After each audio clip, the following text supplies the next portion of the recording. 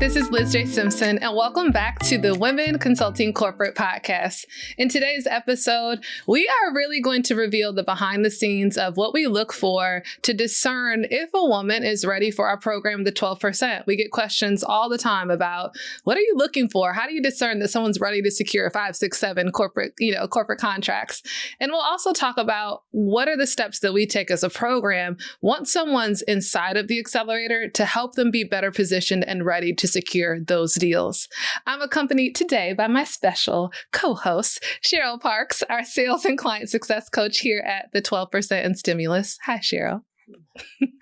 So I want to jump in head first. So first and foremost, people here say this all the time that when we look at women in the 12% program, we approve only about 30% of the women who apply. And so of course the question comes up, like, what are you all looking for? Like, how do you discern who are the 30%? And the goal is not to be like, we would love to accept more applications, but we're very clear on who the program is designed for, you know, who we are best positioned to coach to excellence in a short amount of time. And so that's what we're looking for.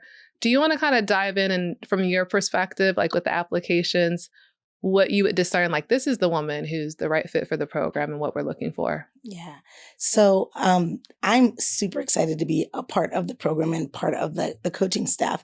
And there is a specific woman that we're looking for, someone that knows that there's something more. Maybe you're out there, you're potentially a solopreneur, you may even have a team, but you know that you're working super hard and the money that you're making is not equating to the investment of time, energy that you're putting into it. From there as well, it really is a sense that I know there's something beyond this, and it very well could be that corporate side, right? So we want to make sure that we understand who you are, what you do. Are you an expert in your field? What I do want to mention is you don't have to come with an offering per se, right? It's not a one and done. You don't have to have your service sheet all lined out. This is what I offer. That is really not what the program is about. And we're going to talk about that in just a few minutes. And then I like to say coachability, because candidly, the returns that you can get from the program, if you're highly coachable, are just life-changing. And we can talk a little bit about results. We, at least once a week, are in tears over somebody's celebration of what they've accomplished based on them really stepping in and working on the business. But it's a whole experience. It really is. We're coaching. We were talking about this earlier. We're coaching to be better humans so that you can be a better business owner. You can come to the table in a more stable and confident manner. Confidence is a big thing.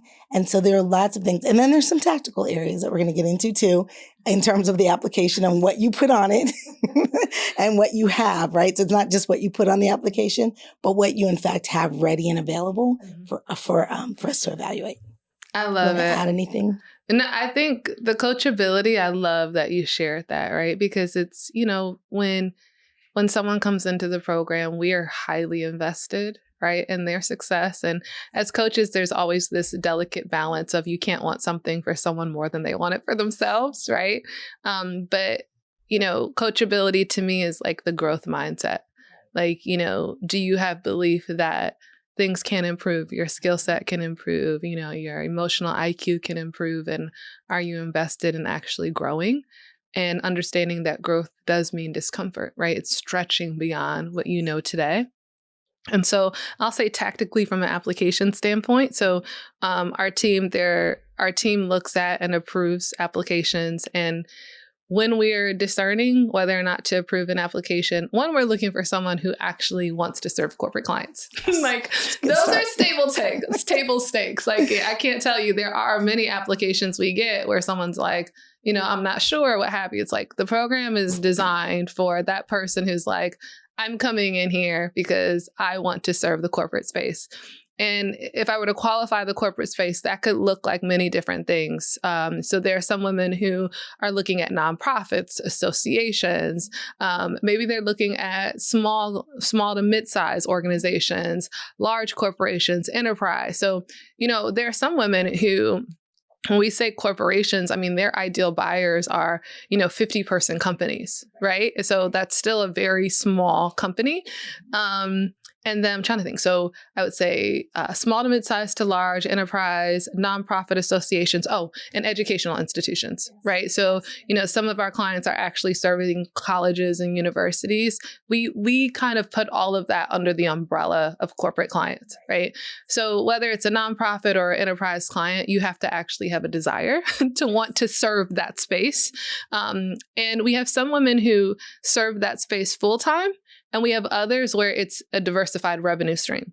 So maybe I have a B2C division of my business, but I'm also serving educational institutions at the same time.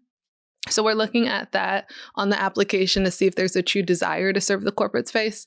Another thing that we're looking at is, are you able to articulate your expertise, right? And so what we know for sure is 90% of the time when someone comes in the program, they have one view of their positioning. We're really great at helping people with positioning. So we're not looking for perfectly articulated positioning, because most cases we're going to change it when you get in the program anyway.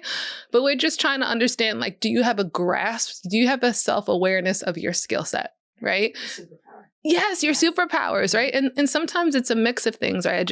I'm thinking of an application recently where she's like, well, podcasting is a skill set I have, digital marketing. I also have some training expertise. So it was like, it was a hodgepodge of a few different skill sets, but that was enough for us to realize, like, okay, these are skill sets that we're able to coach to, right? And you at least understand them. And then for us, it's just helping you in the program to refine your positioning and find where the money is, right? So we're looking at how you're able to articulate your strengths, your expertise. Another component of that is when we're looking at your expertise per se, it's also, our program is designed to help the woman who's a professional service provider. So if you are coming in and you're saying, I want to serve corporate clients, but we're looking to do products, like we have a product we want to offer, gift boxes, subscription service. It's not that we don't think that those businesses thrive for corporate, because corporations are buying everything. But for our program is designed for the professional service provider. So that means it's like marketing, consulting, training, cybersecurity, DEI, leadership development, digital marketing, you name it, but there's a service-based element. And the reason why that's important is because what's unique about our program is we're teaching you how to leverage your know-how, your intellectual capital, those intangibles that sometimes are very hard to put a price on, to serve corporate clients with a service versus a product. So we're also looking, if someone's a product-based business, those are applications that we don't accept. Can I ask a question? Yeah. Can I insert something to get an 100%. answer? So is it best for the person to be coming from corporate? No, good question. Yeah, right? Yeah. Yeah, we get that a lot. Yeah, because people think like, oh, I'm not from corporate. I don't understand it, so I'm not a good fit. Yeah, we're not looking at that at all. We're literally just looking at, like, do you have a skill set? Based off of your skill set, is it something that we are familiar with, we can coach to, and that we know that corporations are buying? Do you have that self-awareness? Are you wanting to serve corporate clients with a service? Mm-hmm. And if we Google you or if we read your application, does it convey true expertise? Right? Because, we're not like waving fairy wands and people come in our program and just like close 6-figure deals. These are women who have a breadth of expertise, probably in most cases that they've undervalued, right? Because they take it for granted. Sure. And we're like, no, actually there's market value here. Let's speak to that for just a second, right? So the self-awareness of your expertise, right? Because, there is this sense, and expertise typically is that thing you can talk about in your sleep. You don't need to go Google it. You don't need to go, you've lived it, you've been it, you are it, and you can speak to it and give advice. It's probably the things your friends have been asking about, your colleagues may be asking you about it, and the people always come to you and say, oh my gosh, you should be selling this, right? Or you could sell this to someone, and you just don't realize either that you're not selling it already or that you are, and that you could expand in your market. Yeah, many of the women, these are things that they've done in their 9-to-5 for years. Mm-hmm. And it's just the awareness of, well, if one company is willing to pay me an $80,000 salary for it, why don't I get 5 companies to pay me $80,000? Why stick to one? You know what I mean? And then now you're consulting off of the thing that you were doing in your 9 to 5 all along, right? It's a marketable skill set, right? And so, but those are the things we often take for granted. Right. We always take for granted. Yeah. So, Yes. so those are the things that we're looking for in the application. Another nuance is we're looking at LinkedIn profile. So if you know us in our program, we believe LinkedIn is truly the MVP for positioning women to serve corporate clients. 80% of executive buyers state that they turn to LinkedIn before making purchasing decisions. So we're not looking for a perfected LinkedIn profile, but we are looking for a LinkedIn presence, right? Are you on the platform? Do you have a presence? And that's important for us. Just also in just like, you know, having a program where you are getting applicants from all over the world, which I don't know if we talk about this enough, right? Like we are a global program.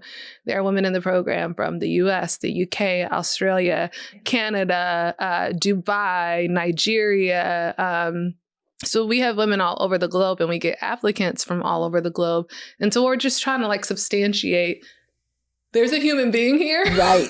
who has a real skill set. And Yes. I guess from the professional sense, most professionals are on LinkedIn. So LinkedIn is where we're turning to substantiate that there's professional expertise and skill set here. So deeper dive. To us, what does it look like when you have a presence on LinkedIn? I mean, if I could click on the link that you should be providing at the application and there's a profile there, I mean, it's a start. It's a start. Okay. It's a start. I mean, if there's not, I mean, it would be nice if there's a photo because I'm like, only aliens don't have photos on LinkedIn profiles. I'm like, there should be a photo. I mean, there's probably a job that was listed. Like if you're someone who's not a LinkedIn Power user, I'd expect like, okay, there's a photo there. Maybe there's a job title. Hopefully you have some connections. Like it might be 80. That's good too. Yes.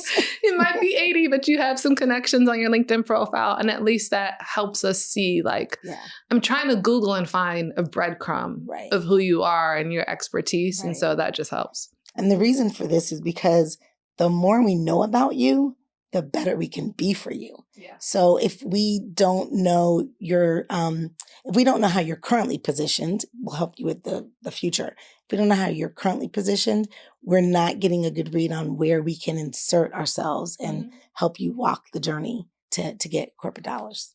100%, because we're literally strategizing from the moment we see our application. Like literally, it's why sometimes we get super, like there's certain people who are like, yo, like really, we're not trying to be like too influential here, but we need you to join. Like you are leaving dollars on the table, and I just need you to understand. Like borrow 100%. Faith from me. You need to get in here. Like it's the money. It's been some women, especially like cybersecurity. Like there's just certain women who've been in like super hot industries, and then you see like their revenue from last year, your earnings, and you're like, please get in here so we can help you. Like 100%. It's a hot market. So that's what we're looking for once we get an application. But I want to shift the conversation for a second. Once a woman joins the 12%, I know we spend a lot of time strategizing and just building this container for the program so that all these women that come in are all set up for success. Yes. And I know we have women from diverse backgrounds. So we have women who have been in the C-suite of corporate. We have women who've been buyers in corporate. We have women with 20 years of corporate experience, 5 years of corporate experience, women who have never been in corporate. We have women who are already running 7-figure consulting firms. We have women who've never made $1 in a business yet, and they're what we call parallelpreneurs, like they're full-time in corporate or a job, and they're trying to build a business on the side. We have women who are building online businesses and diversifying with corporate. So you have these women with all of these varying backgrounds, and then they come into the 12%. And now it's like, we have 6 months to get them to the big money, right? And so from your perspective, just from once they're in the program and speaking to the prep, like how we're trying to create fertile ground for them, what are some of the things that come to mind for you of like, how do we get them ready once they're in the door? So once they're in the door, like we talked about this just a little bit, but like growth mindset, right? So it's this disconnection from commitment to any of the excuses you've had, any of the stories that you've been telling yourself, right? So it's that open-mindedness and that ability to say, okay, I don't know this part, right? And be a student in that piece. And you can continue to be a leader in other spaces.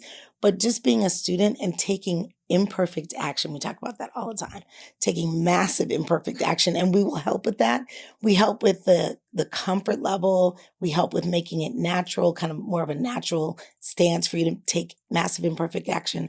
The confidence, which is a big deal, especially when you get into a sales environment, is feeling comfortable, natural, and confident about it. And it's really just the overall coachability that you want to be a better human and gain more of a return on the investment of your time and energy equals money. It does. Yes. I think when you talk about the prep and the growth mindset, one of the things that really, when I think about the women who struggle the most in the program, it's because there's some fear or narrative that's so deeply rooted and it's getting in their way. And I think one of the first things that's important for someone to do before they join the program or when they join the program is to be very aware of your narratives, right? Because we can only coach to something that we're aware of. Now, as coaches, when you communicate with us, even if you don't articulate your fears, we can most likely hear them, right? But I think it's really powerful that if you're looking to grow a consulting firm serving corporate clients, that you become aware of what are your narratives. And it could be as simple as word association.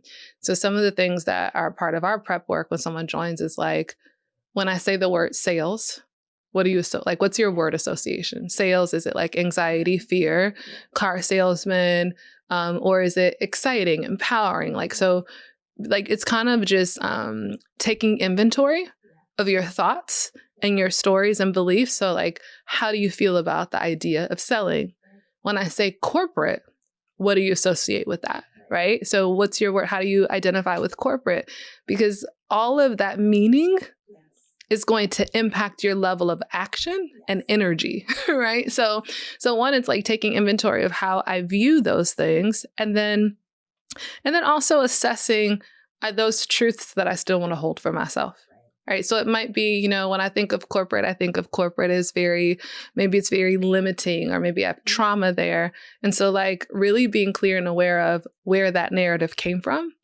And then discerning, is that a truth or narrative that I want to continue to hold on to? Is that empowering me or is that disempowering me? Right. And then how can I flip this narrative to be more empowering? Yeah. Right. And so. Yeah. I think there are a lot of words that we use and we think they're powerful words, but they're so far reaching, right? Corporate is one of them. Sales is one of them. Marketing, technology. Think of technology. Like, what does that mean? Yeah, specifically. It's too broad. Specifically, right? These are all really broad terms. So we help you understand that potentially what you're thinking of something that could be a self-limiting belief is something that you can just dismantle. Yeah. And we can show you instances where it has already been dismantled and help you with dismantling it for yourself. Yeah, I think of a good example of that is we were in Mexico for a retreat recently, and I was coaching we have 3 stages in the program. There's the validation, traction, and CEO activation stage. So once someone joins the program, we identify what stage they're in, and we kind of tailor the program to where they are. And so in Mexico, I was coaching the group of women in the CEO activation stage. And something that was interesting in the language that was showing up is that some of the women were talking about like their challenges or frustrations with clients. And in the language, I could hear the belief that there was this theme that was showing up, is that like these clients don't want the results. They're investing money, right? And this this comes up in the DEI lens a lot, right? So there's some performative behavior here, right? So there's money being thrown here, or there's talk here, but they're not really willing to do the work to create the desired impact. Now, the point is not to argue the validity of that. The point is, when you believe that, then how do you show up as a consultant? So if I believe that you don't want the outcomes and results, how I show up, how I consult with you, how I approach you, my interactions with you are going to be tainted by that belief system, right? And so what showed up was we have to sanitize that, right? So you have to lead with the more empowering belief that they want the change. if they had the faculties, the right information, the right resources, a more powerful, compelling narrative, they would be motivated to change. And you have to lead with that and have that assumption in order for you as a consultant, like whether it's a mind game or what, like in order for you to be more effective in what you do, you have to hold that belief, right? 100%. So just kind of like taking inventory of your thoughts. So that's one of the first things that we do when we prepare someone is like, let's encounter, face your fears head on. Yes. Another part is time. You want to talk about time? Because yes. So if you're, the ladies that make an investment in the program, we see the greatest success. Let me say it this way. We see the greatest success when they actually create breathing space for themselves so they can dive into the program. They can, take advantage of the self-paced modules. They can attend Q&As. They can actually come to us on the clarity calls that you get once a month. They were able to submit critiques on things, whether it be their LinkedIn profile or proposals, things of that nature. We see the greatest success when there's active engagement. But we also see success when there's no engagement. Don't get me wrong. Because some of them watch the recordings. Yes. Yeah. A lot of people watch the recordings and a lot of people actually come in because they already know they need specific things.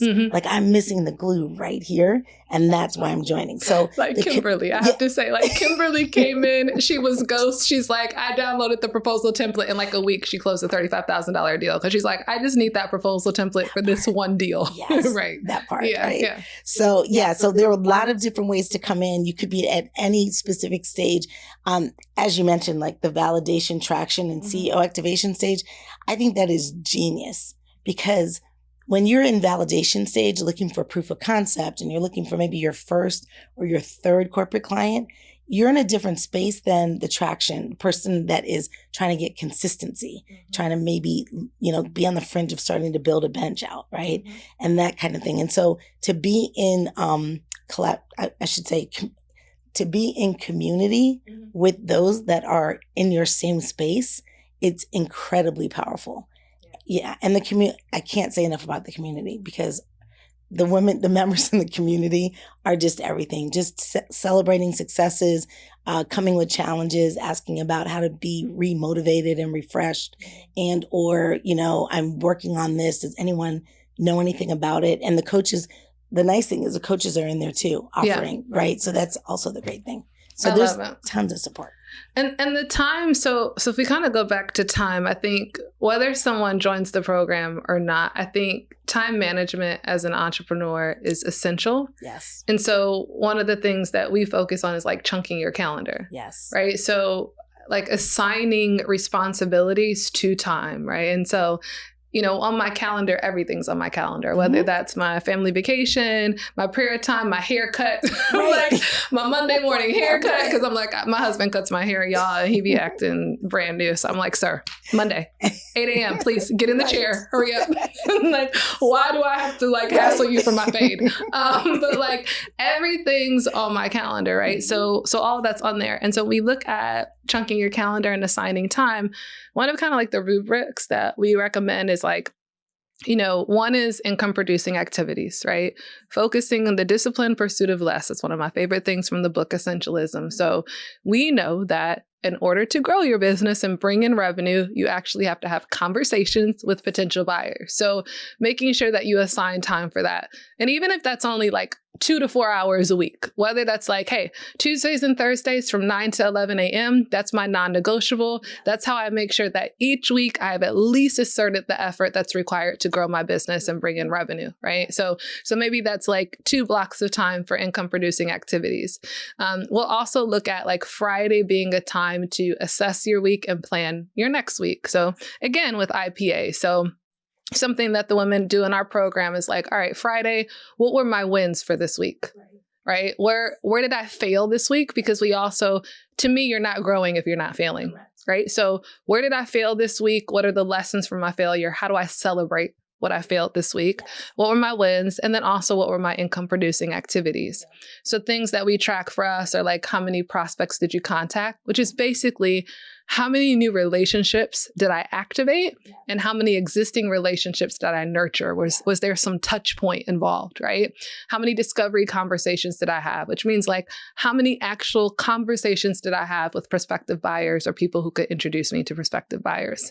Then there's how many proposals I delivered, which is how many conversations happened where I was proposing my solutions and talking through how I could work with someone, how many deals were won, and how many deals were lost, right? So those are things that we're looking at when you assess your week. And so Friday, having a time, whether that's like a 90-minute time block on Friday to say, okay, these were my numbers from the week. This is my reflection from the week. And then one of the things we have our women do when they're assessing their week is, what is the word for how I want to feel next week? Right? So when I look, it's Friday, the next week is coming up. When I look at next Friday, how do I want to feel? Do I want to be proud? Do I want to be excited? Do I want to feel challenged? Right? So like just kind of setting the intention for how you want to feel. So we should suggest that on Fridays and then mapping out goals. And then for Monday morning, and this can change from person to person, like when I start Monday morning, one of the things that I enjoy about being an entrepreneur is changing the narrative about Mondays, right? Like there's so many stats that talk about how human beings like Sunday nights have anxiety. There's a really morbid stat about how the number of suicides are like on Mondays. Like there's something about the idea of Mondays, especially in Western culture, that can be very traumatic for individuals. And so as an entrepreneur, I've been very intentional about changing that narrative. Right. So for me, it's like, I don't want to come in Monday morning. I have a whole bunch of stuff to do. Right. I need space. Right. So for me, Mondays, it's like the first half of a Monday should be like, I am easing into my workday. Yes. And I'm like, all right, what happened over the weekend? What do I want to focus on? What are my priorities? And like giving me private time before I have to interact with other people. Right. So we call it like admin time, right? So like making sure that you have admin time. So if you assess your week, it's like, where's my admin time, my IPAs? When am I assessing my week? When am I planning my next week? Then the last thing I'll say is that the women we serve are experts, right? Corporations might invest with you, or they are investing with you because you have insights or value to add to them. And I think we have a responsibility to maintain that expertise. So another piece in a week that I think is important for time management is orthogonal thinking. Mm-hmm. So orthogonal thinking is the idea of you might be reading things from other industries, but what's happening in those industries might inspire innovative thoughts for your industry. So maybe my expertise is I work with manufacturing firms, but I'm reading and studying what's happening in the fashion industry or what's happening in the retail industry. And so it's creating like this cross-pollination of thoughts that might inspire like, ooh, the way Amazon is doing this over here, there might be a lesson here that might disrupt how we're doing the things in our industry. And so like creating that time for orthogonal thinking and white space to just develop and grow your expertise. And so when it comes to time management, I feel like for most women in the program, when they chunk their calendar and they assign responsibilities to time, they realize like, it's only a few hours out of the week that I'm really focused on the most important efforts in my business. And a lot of this other time is fluff. Right. Yeah, it's always great to take an assessment of your time. Not something you have to do before you join the program, but a lot of times we think we're so busy, but we're actually busy doing a lot of busy stuff. Yeah, I'm definitely an offender. Like I know when I'm procrastinating, and I'll pick up the phone and somebody will say, "What are you doing?" I'm like, totally procrastinating because I have something I have to get done, and I'm just procrastinating. So I've got 3 minutes before I got to go back to it. Yeah. Yes, I think it's the responsibility. When I left corporate, one of my first coaches and mentors was Delatoro McNeil, and he's a speaker coach. And one of the first things he had us do in our program was like, what are all the things you need to say no to? Because at the time I was involved in like so many different things. Like, I don't know, I was just filling my calendar with things to do, right? Like social events. I'm going to be a part of this committee and this committee. And then when it was time to really focus and buckle down on growing my business, it's like, where are you getting value? And like, what are all the things that you can be disciplined and say no to? And another thing he used to say is like, television is tell a lie to your vision. And so it was also like, people talk about fasting. Like that is when I started fasting. Like for a period of time, for a period of time, I'm not reading what my contemporaries are doing. Mhm. I'm not reading what my competitors are doing. Right. I'm not watching television. Like I'm creating the white space for me to actually, for once, hear what my own thoughts are. Yeah. Right. And so just like when people talk about how busy they are, I'm like, well, stop listening to other people's programming. Like Right. stop just like entertaining yourself with random shows or books because you're looking for validation of your own expertise. Like create the white space just to focus on your business and grow your expertise. Yeah. I always tell people you have to protect your ear gates and your eye gates. Really, because we're so Ear quick. gates, Your ear gates and your eye gates. Okay. We're so quick to pick up our phones and scroll and just, you can pass through, 100 things in 5 minutes. You could be like, oh, someone passed away. This is a funny joke. You're going so quickly through it. So you just have to have some protection for, even, who you're following, like you mentioned, who you're listening to. I can remember there was a time, this is just a funny story. I was driving an hour to get to an employer that I was working with, and I was listening to Tupac on the way there, the whole way there. And I would get there and I'm like, I wonder why I'm so angry. And I thought, maybe you shouldn't be listening to Tupac on the way to work.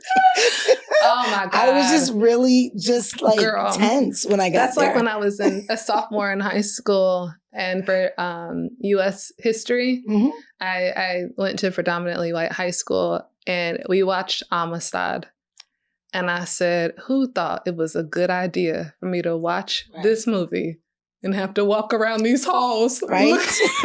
I'm like, this is not the type of programming. I shouldn't say that. Please teach Black history in schools. Right. Like, please prepare. Right. But as a child, we know what we know now. We have more history than Amistad. Like, please have the therapist outside of the classroom. Afterwards. Yes. But yeah, we like have to it pay changes attention. your attitude. I was like, shoot him up. Like, speaking of Tupac, I was ready. Yes. Exactly. Wait, don't say that. Not at all. Keep it clean. Crisp and clean. Yeah, I just think at the end of the day, like literally, I know when I hired my first business coach and a lot of the members that I talk to, there's a sense of like, I'm doing so much and I'm not getting to my goals and I'm using all this time and energy and I can't Google another thing. I say this all the time. Yep. I cannot Google one more thing in terms of how to put this together. Yeah. And that's when like I should at least explore what's on the other side because you're not meant to put it together by yourself. Really, you're not. That's what we're here for. It does not take a lot of time. It doesn't. One of the gifts for me in my business journey is one of my early mentors. She was a mom and a wife, and she had built her multi-million-dollar business on part-time hours, like 10 to 15 hours a week. And so I was exposed to that early in my entrepreneurial journey. And I realized like those are the essentials to building a business. A lot of this other stuff people are doing is fluff, right? And it's not required. And then also, like during the pandemic, I was working Monday through Wednesday. And so when you have as a parent and, the pandemic and all that happens, it's interesting how the less time you have, the more resourceful you'll become. It's like, I forget the principle, but time expands to what you give it. Right. So like if you're disciplined and you say, I have 6 hours to build this business and you're really disciplined about that, you'll be surprised to find out how much more you can get done in that block of time. And so I think it's just being responsible about I have this much time. Another thing, I always say this quote by Marshawn Evans, because I think it's just like a mic drop, as she says, like, people hold what they do know, held hostage by what they don't know. Yes. And the problem why a lot of people create fluff in their time in their business is like, oh, if I have one new relationship, I can land a client. Right. If I learn one more new thing, then that'll be the thing that substantiates my value. And then I can graduate myself to like serving corporate clients. And it's like, if you understand that you have everything that you need right now, like you already invested 10 years building the expertise, you already have the degrees. And then if you actually spent your time activating the existing relationships that you have, there's probably money right there. So it's like you don't have to keep adding this fluff or all these obstacles or hurdles to jump through to land corporate clients. You just need to figure out, I love saying like bloom where you're planted, right? Like, so with what I have today, how can I bloom where I am today with the relationships that I have, with the expertise that I have? And some women come in the program, like it's like if there was levels 0 through 10, some women are like 10s. Like they are leading experts globally in what it is that they do. Some women are like a level 3. Right. But it's like, well, who are all the clients who are still at level 1 and 2 and they value level 3 expertise? Exactly. Like, go get that money, right? Like, because women will come in and they're like, so many women ask us, like, do you recommend that I get more certifications or diplomas or things like that? And I'm like, for our audience, it's often no. Right. Like our women are normally high achieving women. And it's just the challenge for us is like, we are collecting awards and certifications and designations. Like they're going out of style. It's like, you don't need one more. Right. Have you gotten ROI for the last 3 degrees you got? Right. Like, have you got a return on that investment yet? Let's focus on that before you spend some more money on something else. Truth. 100%. And we have members that literally have just shown up. They've shown up for themselves. They've bet on themselves. Yeah. They're not going to get the additional degree right now in this season. They've shown up for themselves. They've changed the trajectory of their families' lives. Already. Yeah, already. Mm-hmm. And it's quite amazing. It is quite amazing. Yeah. It makes me think like Donna Hicks-Mitchell is just a light. And it makes me think of her like she was a full-time executive in corporate, like full-time VP, leading a major enterprise company, and literally was closing 2 corporate clients on the side each week. Like it does not take a lot of time. You just have to be disciplined with your time. Okay, so if someone's prepping to serve corporate clients, so we're talking about like fear, having awareness of your limiting beliefs, facing those head on, being more disciplined about your time, maximizing your time. What else do you think is just like another essential item if once they get in, that's important for us to just create fertile ground for them to have accelerated growth? So I'm going to say this because we say it in the program. Mm-hmm. Taking action doesn't mean being in the lab. So what the lab is basically, I've got to go create this one sheet. I've got to create a framework. I've got to do it's kind of like cleaning your house before the housekeeper comes. We be calling people out for their lab coats. So like people ask questions. I'm like, your lab coat is on. Like take that out. Take that off. You don't have to get ready to get ready. Literally, you come in, we'll understand who you are. We'll take a deep dive on that and you'll get started. And then the more you know, the more we'll know. And we create a relationship. Yeah. And we're watching to see how you're doing. We're watching, zeros are celebrated. You've got 0 calls, 0 proposals, 0 wins, 0 losses, because at some point, and it happens all the time, the numbers start to change. Yeah. They go from like 0 to 10. 4 calls, 0, 0. And then it's like 4, 2, 1, and then it's winning. And so, it's just this pipeline and we watch that. So it's a whole relationship that we have with success. It is. When you talk about massive imperfect action, I want to talk about that just a little bit more to like qualify what that looks like. It would be really, it would definitely fluff up my ego to act like as a coach, we have all the answers. And if you do exactly what we say, things are going to work out perfectly. And I just have to demystify that. Like, no matter how successful someone has become, it's not 100% bet that if you do exactly what I did, that you'll get the results that I did, right? There's always a variable. The market's changing, buyers changing, your personality's changing. Like there's so many variables involved. And so building a business is an experiment.